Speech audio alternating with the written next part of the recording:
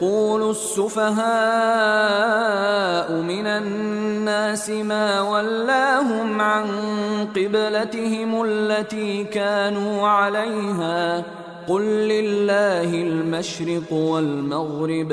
يهدي من يشاء إلى صراط مستقيم وكذلك جعلناكم أمة وسطا لتكونوا شهداء على الناس ويكون الرسول عليكم شهيدا وما جعلنا القبلة التي كنت عليها إلا لنعلم من يتبع الرسول ممن ينقلب على عقبيه وإن كانت لكبيرة إلا على الذين هدى الله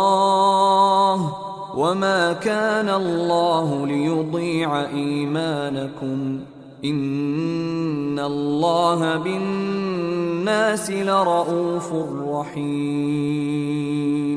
قد نرى تقلب وجهك في السماء فلنولينك قبلة ترضاها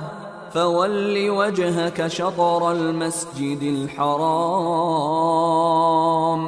وحيث ما كنتم فولوا وجوهكم شطره وإن الذين أوتوا الكتاب ليعلمون أنه الحق من ربهم وما الله بغافل عما يعملون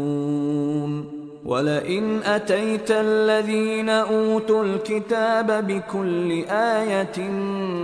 ما تبعوا قبلتك وما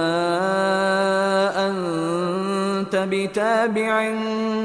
قبلتهم وما